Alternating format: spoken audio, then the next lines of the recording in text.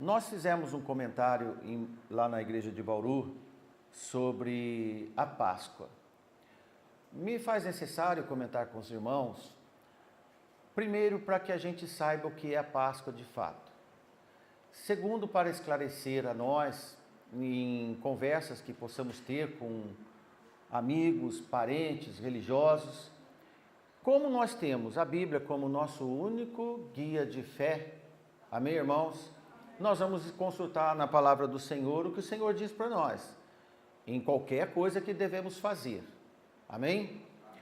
A Páscoa, eu quero começar com os irmãos, bem no início de onde houve o sombreamento de uma futura Páscoa, pode ser?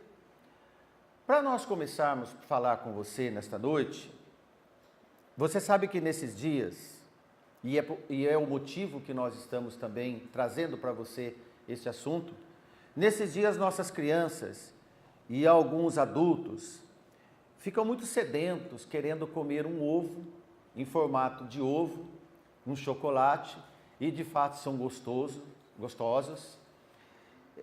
Nas escolinhas, alguns professores, educadores pintam nossos filhos com alguns tracinhos e com papelão e dá um formato de um coelhinho meio ridículo, mas é um dentucinho. E esse faz lembrar desse coelho.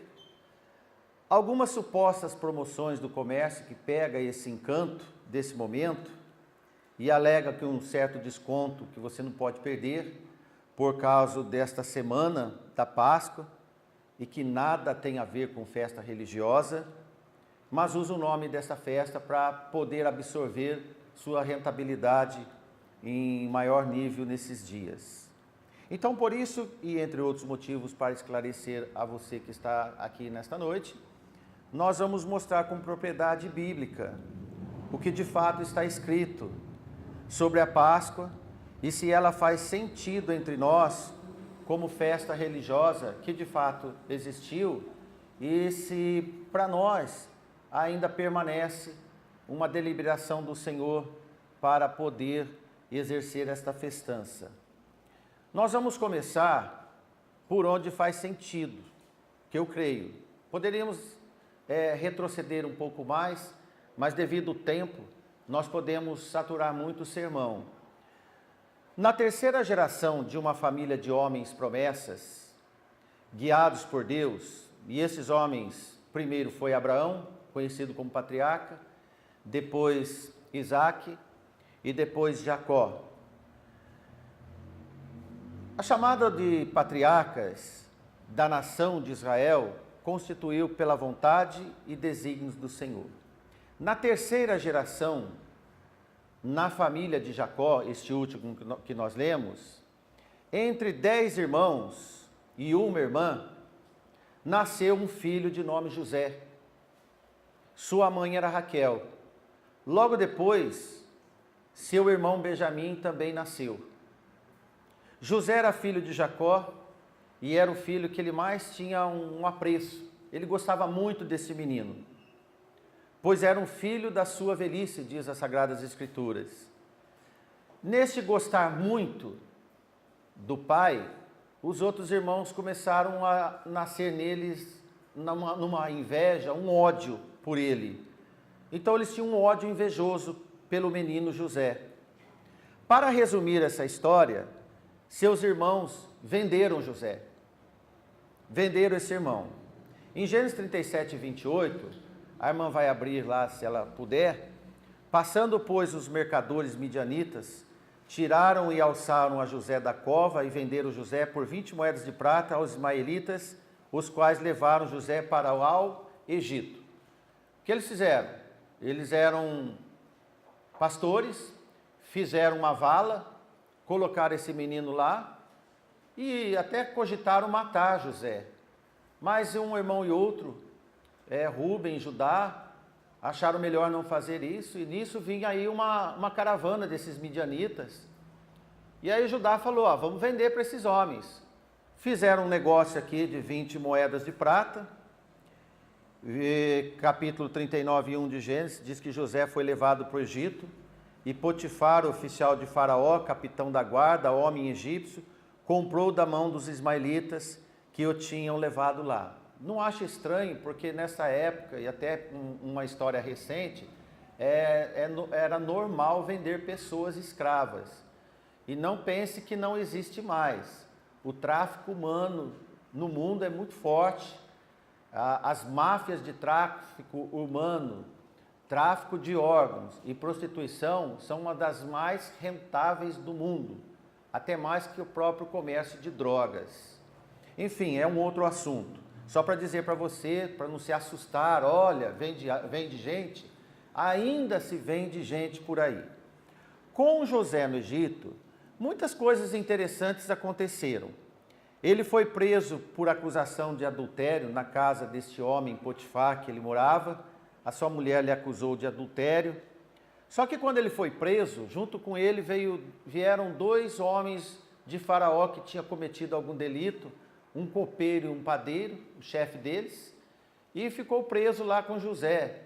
E eles tiveram um certo sonho, e José falou para eles, olha, quando vocês saírem aqui da prisão, um de vocês vai morrer e o outro vai voltar a servir o Faraó. O copeiro ia voltar a servir o Faraó, mas o padeiro ia ser enforcado. Assim foi, aconteceu, fizeram um pacto que era para avisar Faraó que lá tinha um homem com esse dom, né, esse know-how de revelar sonhos, mas depois de livre da prisão e aceito pelo seu ex-dono, Faraó, ele esqueceu de José lá, deixou José mofando nessa prisão. Mas só que Faraó um dia teve um sonho muito esquisito, que ele nunca tinha tido na vida, e ele ficou preocupado, chamou os encantadores, chamou os adivinhos lá de Faraó, e nenhum deles conseguiu revelar este sonho. Aí este copeiro falou assim, ó, por um acaso, quando eu fiquei preso, depois vocês me tiraram de lá, o homem revelou que eu não ia morrer e o meu colega, que era padeiro, ia morrer. Faraó, traz ele para cá. Então, deu um trato em José, deu banho nele, fez a barba, cuidou dele para ele se apresentar lá para Faraó. E aí Faraó contou o seu sonho, Gênesis 41, e ele disse que ele teve um sonho que ninguém interpretava, versículo 15, mas eu vi te dizer que você ouve sonho e interpreta, disse o Faraó para José. Então José respondeu para ele, isso não está em mim, Deus dará resposta de paz a Faraó. E Faraó falou para José, começou a contar o sonho, versículo 18. E ele diz que subiram do rio 7 vacas gordas, de carne, formosas à vista, e pastavam no prado, no campo. E depois vieram outras 7 vacas, e subiram após estas, muitos feias à vista, magras de carne, não tendo visto outras tais, quanto a fealdade em toda a terra do Egito. Imagine como que esse sonho foi horroroso, de 7 vacas feias que ele nunca viu, só no sonho. E as vacas magras e feias comiam as primeiras 7 vacas gordas e entravam em suas entranhas, mas não se conhecia que houvesse entrado, porque o seu parecer era feio como no princípio. Então acordou.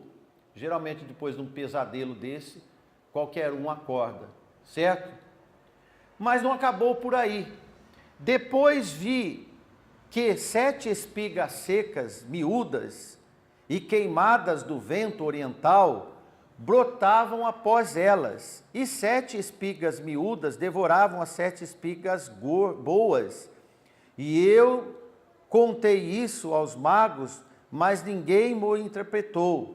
Então as espigas secas e miúdas também dava fim nas espigas boas. E aí José respondeu para Faraó assim, o sonho de Faraó é um só. O que Deus há de fazer, mostrou a Faraó. As 7 vacas formosas são 7 anos, e 7 espigas formosas também são 7 anos. E o sonho é um só, certo? E José interpretou esse sonho, que seria um período de muita colheita no Egito, de 7 anos, depois muita seca.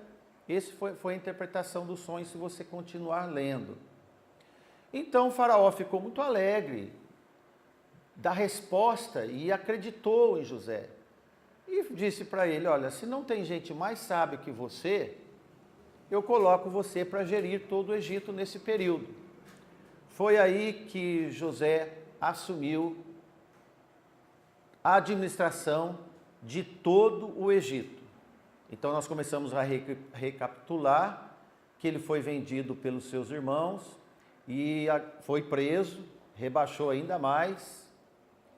Interessante que eu gosto de lembrar quando estou contando esse caso para os irmãos, é que José nunca amaldiçoou seus irmãos. Reflita, tá? Estão todos prestando atenção? José, apesar de ser vendido, ir preso e ficar vários anos preso, ele nunca amaldiçoou seus irmãos. Amém, irmãos? Bom, José enriqueceu e quando acabou todo o alimento pela seca, alguns anos que foram encaminhando até esses 7 anos, todas as nações vinham comprar trigo e os alimentos, cevada, no Egito. Já dá para adivinhar que lá na terra de Canaã, onde moravam os pais de Jacó, também o negócio não estava bom. Estavam passando fome, certo? Gênesis 42 diz, versículo 1, vendo então Jacó que havia mantimento no Egito, disse aos seus filhos, por que estáis olhando uns para os outros? Disse mais, eis que tenho ouvido que há mantimento no Egito, desceis para lá e comprai-nos dali, para que vivamos e não morramos. Então desceram os 10 irmãos de José para comprarem trigo no Egito. Então um puxão de orelha do velho pai, falou, vai ficar olhando para a cara um do outro até morrer? Se vira, vai correr lá, vê o que faz, que negócio que tem que a gente vender aqui, leva animais e vamos trazer alimento. Então a fome também chegou à casa de Jacó. Por isso que eu quis começar com os irmãos, para dizer que depois de indas e vindas, é uma história emocionante também, todo esse fato, chegou ao ponto que a própria família de Jacó foi morar no Egito. Foram para lá. E eram 70 pessoas. Essas pessoas, com a chegada da família de Jacó lá no Egito, foi uma situação interessante também. Em Gênesis 46 e 27 diz que os filhos de José que nasceram no Egito eram 2 almas, e todas as almas da casa de Jacó que vieram ao Egito eram 70. Porque Faraó arrumou uma mulher para José lá, ele teve 2 filhos, que vocês sabem o nome. Os 2 de José, mais José e os 70 que vieram, né? E aí toda a casa de Jacó estava nesse pessoal de poucas dezenas de pessoas. Então José veio e anunciou a Faraó e disse, meu pai e meus irmãos e as suas ovelhas e as suas vacas, tudo que tem vindos da terra de Canaã, eis que estão na terra de Gósen. Versículo 11, e José fez habitar seu pai e seus irmãos e deu-lhes possessão na terra do Egito, no melhor da terra de Ramsés, como Faraó lhe ordenara. Então esse desenho que você já pode relembrar, José veio, aceitou sua família, perdoou seus irmãos, e deu a melhor terra do Egito para eles morarem. É uma história interessante, se parar por aí, mas não para. Aconteceu que eles não poderiam esquecer, mas foram deixando e foram esquecendo que eles não eram de lá. Eles eram estrangeiros lá. Acontece muito conosco. A gente acostuma tanto com a terra do Egito, que a gente esquece que é estrangeiro. Isso aconteceu com a família de Jacó. E cresceram muito, começaram a se intercalar socialmente, a conhecer os deuses do Egito. E tudo que acontece na nossa sociedade de hoje, com os filhos conhecidos, aqueles que conhecem a igreja, e a Bíblia nos diz que nós devemos ter uma vida separada, segregada. Assim também aconteceu com eles e não foi diferente. Não foi diferente. No começo, como eu acabei de dizer, o primeiro faraó que delegou a José, administrador de todo o Egito, ele foi um excelente anfitrião, não só para José, como também para toda a sua família. Então receberam o melhor do Egito, mas só que eles ficaram lá num período de 430 anos. No começo foi bom demais e no fim foi ruim demais. Dá para ligar também com o próprio sonho de Faraó. No começo, 7 vacas, muito bom demais, e no fim, muitas espigas e vacas magras, ruim demais. É só um paralelo para você entender que nem tudo que começa a 1000 maravilhas na terra do Egito vai terminar bem. Aliás, nada, corrija-me, nada que começa muito bem na terra do Egito, de prosperidade, de alegria, de saúde, de muitos amigos externos, muita confraternização, muita festa, muita churrascada, muitos passeios, muitos shows. Posso dizer uma coisa? Não sou profeta não, mas a palavra me diz, não vai acabar bem. Se está relacionando com o Egito, não vai acabar bem. Pois então, chegou um tempo que aqueles judeus todos crescendo, se multiplicando, começou a irritar os egípcios. E essa irritação, proposital pelo intermédio do Senhor, fez com que eles começassem a tornar-se inimigos. Tornar-se inimigos.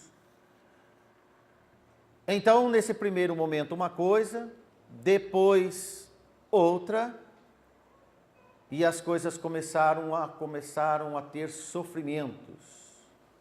Sofrimentos de açoites, de opressão, passar fome. E esse sofrimento chegou nos ouvidos de Deus. Lembra que nós falamos dos patriarcas que eram homens da promessa de Deus? Então o Senhor viu, em Êxodo 3:7 diz, e disse o Senhor, tenho visto atentamente a aflição do meu povo, que está no Egito, e tenho ouvido o seu clamor por causa dos seus exatores, açoitadores, porque conheci as suas dores. Versículo 9 diz, agora eis que o clamor dos filhos de Israel é vindo a mim, e também tenho visto a opressão com que os egípcios os oprimem. Assim também, irmãos, quando o mundo te oprime, não somos nós que vamos fazer o trabalho vingativo. É o Senhor que está olhando o que acontece com cada um de nós. Amém, amém, irmãos? Então, daquele tempo bom, volto a dizer, agora na servidão, na cidade de Ramsés, no Egito, o Senhor mandou um intercessor, o nome desse homem, bem conhecido, Moisés. Sempre o Senhor manda um intercessor para o seu povo. Sempre. Nós temos um intercessor, e você já pode começar a lembrar da Páscoa, de alguém que nos tira da morte, que nos livra da morte. Desta forma, o Senhor mandou um intercessor para poder mostrar para o reino do Egito que Deus existia. Então o Senhor mandou 10 pragas para aquele povo. Eles foram desafiados e resistiram, por intermédio até do Senhor, para provar que o Senhor é maior, porque se o Senhor dá um jeito no começo, não tinha uma história para contar que ele vence todos os deuses do Egito. Porque uma religião politeísta tem que destruir Deus por Deus, para nenhum dos súditos do reino do mundo achar que aquele Deus que não foi mexido era o Deus que prevalecia. Então o sentido das 10 pragas era para aniquilar qualquer poder que pudesse existir no Egito e Deus prevalecer sobre todos eles. Assim é conosco também. Amém, irmãos? Então todas essas 10 pragas foi um desafio para o Egito e os deuses que eles cultuavam. Mas o Deus de Moisés, ele foi quebrando um por um, até a última praga, que foi a mais dolorosa no Egito. As primeiras nove pragas não tocou nos israelitas, mas a 10ª poderia tocar também neles, porque eles tinham que fazer alguma coisa para lembrar de um Redentor. Amém? Então era a praga dos primogênitos, extensivo a todos. Agora então entramos na primeira Páscoa, que foi realizada no Egito, diferente das demais que foram realizadas posteriormente. A Páscoa realizada no Egito está relacionada à 10ª praga, como acabamos de dizer, a morte dos primogênitos dos egípcios e seus animais, também a consequente saída do povo de Deus da casa da servidão Egito. A casa de cada indivíduo que não cumprisse o mandamento do Senhor seria sentenciada com a morte do primogênito. Era necessário sangue de cordeiro sacrificado para livrar da morte. Quando eu ainda era moço, que eu via pregações, eu lembro que o pastor dizia: olhe agora para as nossas famílias. Toda família tem um primogênito. Você pensou de uma hora para outra, da cada casa, o primeiro a aparecer morto? A dor era geral, tanto nos homens quanto nos animais. Então vieram essas 10 pragas, água em sangue, Deus da água, as rãs, que também era um tipo de deus do Egito, os piolhos, as moscas, as pestes sobre bois e vacas, feridas sobre os egípcios, chuva de pedra, gafanhoto, escuridão total, o deus Ra, o deus da luz, do sol, e depois a morte desses primogênitos. Êxodo 12:12. E eu passarei pela terra do Egito esta noite, e ferirei todo o primogênito na terra do Egito, desde os homens até os animais, e em todos os deuses do Egito farei juízos. Eu sou o Senhor. Também convosco vossas ovelhas e vossas vacas, como tendes dito, e ide e abençoai também a mim. Êxodo 12:32. Agora, irmãos, quantas pessoas não se arrependem e também pedem oração para os salvos? Aqui nós vemos em Êxodo 12:32, o faraó egípcio pedindo, assim que deliberava para que o povo podia sair, deliberando também que pudesse abençoar a sua família. Obrigado, amigo, seja bem-vindo. Reserva um lugar para o nosso amigo que está chegando aí.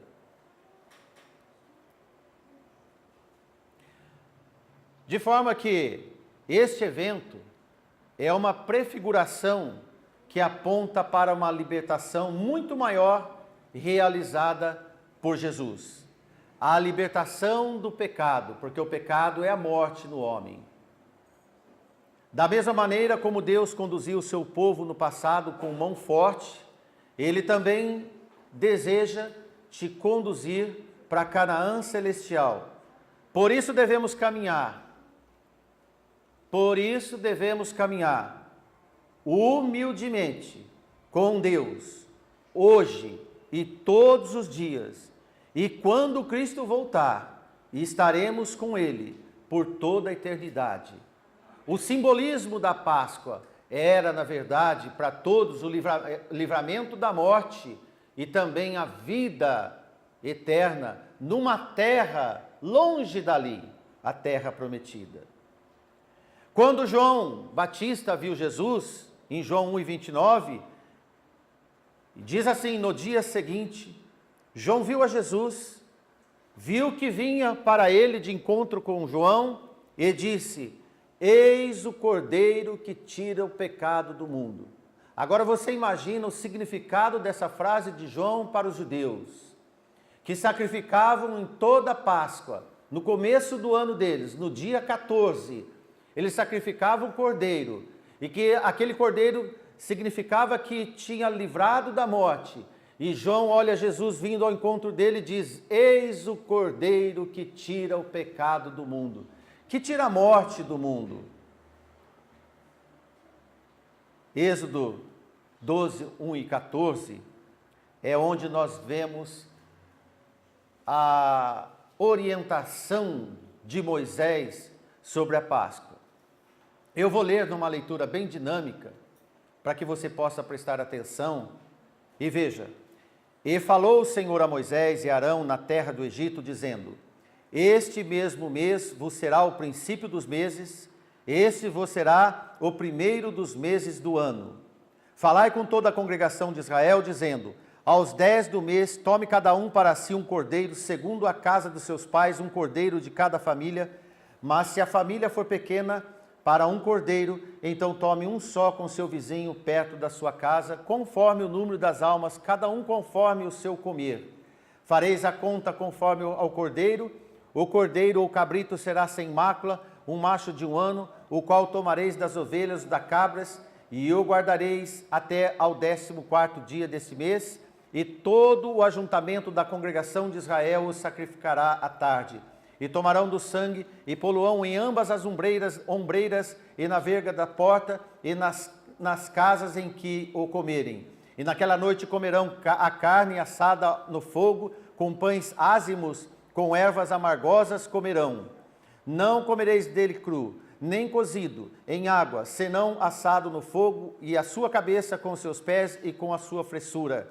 E nada dele deixareis até amanhã, mas o que dele ficar até amanhã queimareis no fogo. Assim, pois, comereis os vossos lombos cingidos, os vossos sapatos dos pés, os vossos cajados na mão, e comereis apressadamente. Esta é a Páscoa do Senhor. Amém? Esta é a Páscoa. E eu passarei pela terra do Egito esta noite, e ferirei todo o primogênito na terra do Egito, desde os homens até os animais, e todos os deuses do Egito farei juízos. Eu sou o Senhor. E aquele sangue vos será por sinal nas casas em que estiverdes. Vendo eu o sangue, passarei por cima de vós, e não haverá entre vós praga de mortandade quando eu ferir a terra do Egito. E esse dia vos será por memória, e celebrá-lo-eis por festa ao Senhor. Nas vossas gerações o celebrareis por estatuto perpétuo. A Páscoa instituída aos judeus, para que eles lembrassem que um dia eles saíram da casa da servidão e foram morar para uma terra prometida. Então aqueles homens saíram depois dessa Páscoa. Versículo 37 de Êxodo 12. Assim partiram os filhos de Israel de Ramsés para Sucote, cerca de 600.000 a pé, somente de homens, sem contar os meninos. E subiu também com eles muita mistura de gente, ovelhas e bois, e uma grande quantidade de gado. E cozeram bolos ázimos da massa que levaram do Egito. Fermento é sempre vindo do outro mundo, lembre-se, porque não se tinha levedado, porquanto foram lançados do Egito, e não se puderam deter, nem prepararam comida. O tempo que os filhos de Israel habitaram no Egito foi de 430 anos, e aconteceu que, passados 430 anos, naquele mesmo dia, todos os exércitos do Senhor saíram da terra do Egito. Esta noite se guardará ao Senhor, porque nela os tirou da terra do Egito. Esta é a noite do Senhor, que devem guardar todos os filhos de Israel nas suas gerações. Amém, irmãos? Amém. A Páscoa foi reservada aos filhos de Israel nas suas gerações. Este bezerro, como nós vimos, ele era sem defeito, ele não tinha mancha nenhuma, era um macho de 1 ano, e ele era tomado para esse sacrifício. Logo, depois de centenas de anos, o apóstolo Pedro, na sua primeira carta, capítulo 1, versículo 18, diz: sabendo que não foi com coisas corruptíveis, como prata, o ouro, que fostes resgatados da vossa vã maneira de viver, que por tradição recebestes de vossos pais, mas com o precioso sangue de Cristo, como de um cordeiro imaculado e incontaminado. Se você tem na sua Bíblia, pode associar 1 Pedro 1, 18 e 19, com Êxodo 12 e 5. É o mesmo link representativo na Páscoa, e agora real para os homens de todas as nações.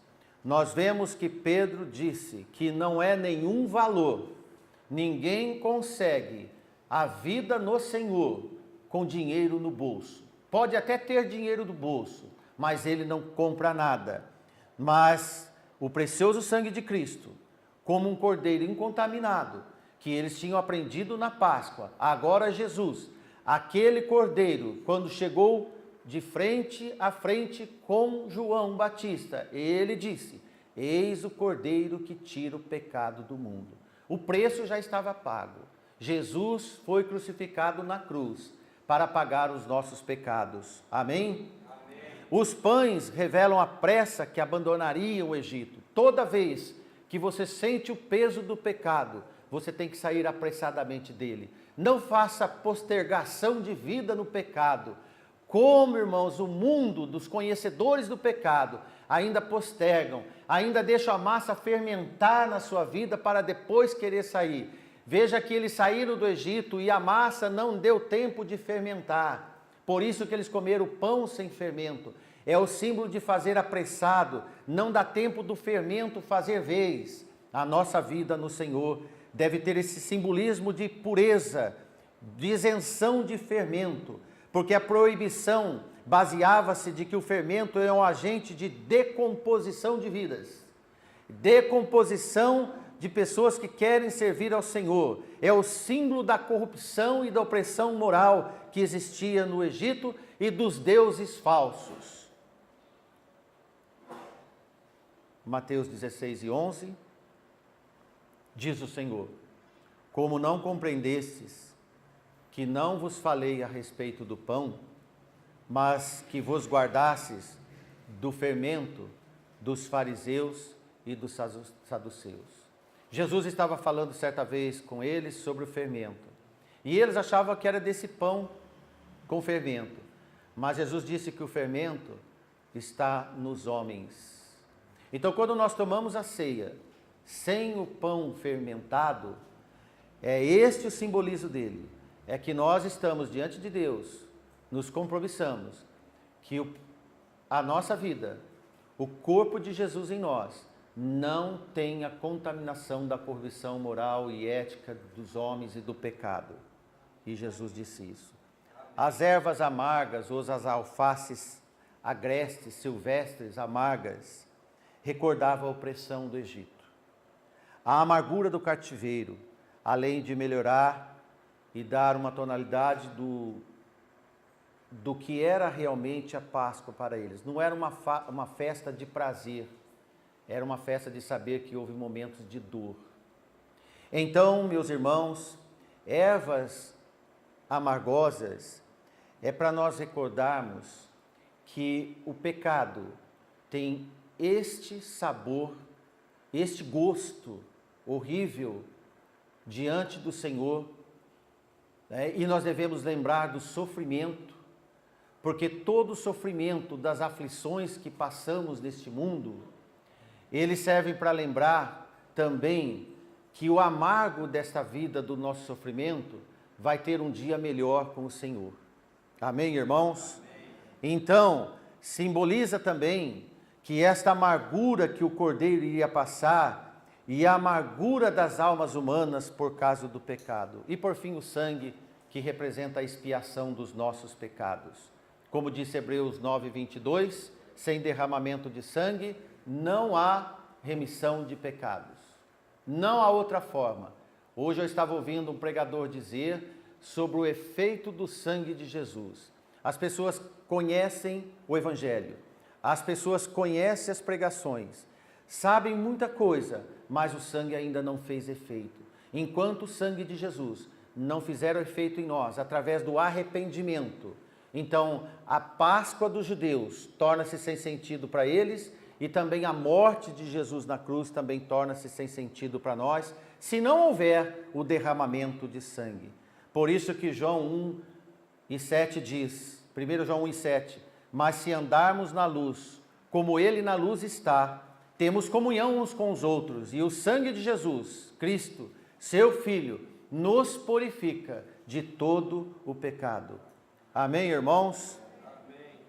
Agora, irmãos, quando nós vamos vir para a nossa época, como nós dissemos, falamos o símbolo neotestamentário, o Cordeiro que liberta do pecado, o Cordeiro que nos salva, que deve ser pregado.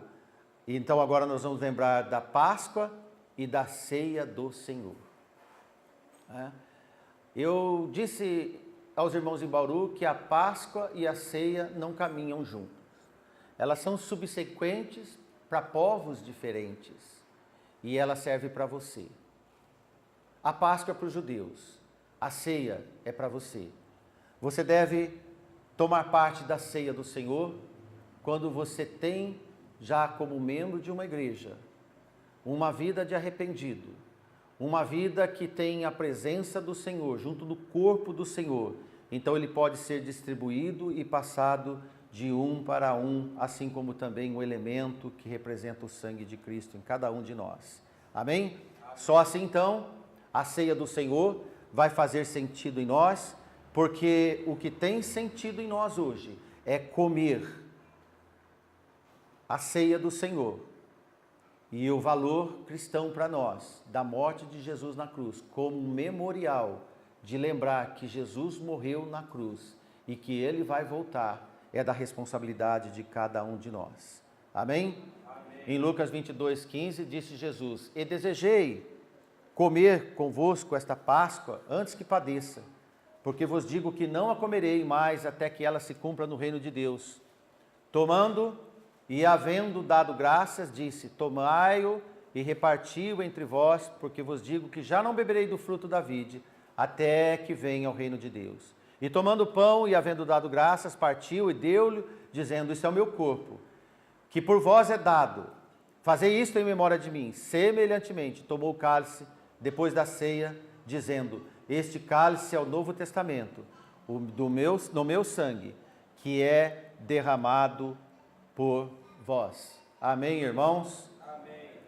Então, nós vemos podemos dizer, essa comparação entre a Páscoa e a ceia do Senhor, que nos arremete a entender que a Páscoa era um memorial para os judeus e a ceia é um memorial para os cristãos. Quando nós olhamos para as verdadeiras passagens que nos faz entender e saber do conteúdo, aí você vai ver como é ridículo associar uma Páscoa com ovo de chocolate, associar a Páscoa com um coelho, que tem lá suas origens, como substituir o cordeiro por um coelho, para simbolizar fertilidade, o ovo, que pode significar, como alguns dizem, que não tem início e também é a origem de tudo, mas Jesus disse em João 11:25, Eu sou a ressurreição e a vida. Quem crê em mim, ainda que esteja morto, viverá. Um outro elemento associado à Páscoa é o peixe, que representa o mundo do cristianismo, os cristãos. Eu quero dizer para você, e nós somos conhecidos como os cristãos, e as pessoas podem perguntar, por que você não faz a Páscoa também? O que é a Páscoa, na verdade, comemorada no nosso país e no mundo ocidental cristão? Como começou e o porquê da Páscoa? A Páscoa, ela começou, não faz muito tempo, por um Papa, e ela é organizada da seguinte forma. Você já viu falar na quarta-feira de cinzas? A quarta-feira de cinzas é o fim do carnaval. É uma festa dos homens, a festa da carne. As interpretações do carnaval, todas elas convergem para a mesma conclusão. É uma festa da carne onde o homem se liberta da carne. Ou adeus à carne, como é uma das traduções do latim, adeus à carne. Porque agora eu vou entrar numa quarentena, que é a quaresma. Então, depois dessa quarta-feira de cinzas, eles ensinam que você entra em 40 dias, 4 vezes de 10. Isso é quaresma, no latim. E nesses 40 dias, você tem que ter uma abstinência, você tem que ser mais introspectivo, você tem que fazer um processo de real conversão na sua vida. Depois você vai entrar na última semana, que é a chamada Semana Santa. E na quinta-feira santa, depois vem a sexta-feira da Paixão, depois vem o sábado da Aleluia, depois vem o domingo de Ramos, porque é o domingo da Páscoa, que é a ver também com a ressurreição de Jesus. Muitos cristãos estão associando hoje a Páscoa com a ressurreição de Jesus. E nós vemos que a Páscoa não tem a ver com a ressurreição. Embora a ressurreição está no contexto da morte, da salvação e dos ressurretos. Mas a Páscoa, ela tem o formato de fazer com que o povo todo de Israel nunca esquecesse que um dia eles saíram da terra da servidão. Para nós a ceia, ele tem o formato ao povo de Deus, assim como os judeus eram, assim como nós somos, no formato de que nós nunca podemos esquecer que Jesus é o nosso Salvador. Amém? Esta é a forma no Senhor de sair do velho Egito e entrar na região dos portais celestiais, como Paulo escreveu a carta de Éfeso, e nos consagrar cada dia mais ao Senhor. Leve este recado para sua casa, junte-se aos seus filhos, abra sua Bíblia, faça o estudo necessário, tire as dúvidas que lhe comportarem, para você ver que a orientação que o Senhor passa a você e que você deve passar aos seus filhos, e está na Bíblia, porque a Páscoa era um elemento de comemoração que existia dentre algumas festas que existia dos judeus, que tinha que ensinar as crianças, porque quando eles perguntassem, veja lá em Deuteronômio 5 e 6, que festa é esta? Então eles iam dizer, olha, senta aqui meu filho, senta aqui meu neto, um dia nossos avózinhos lá atrás sofreram muito numa terra distante.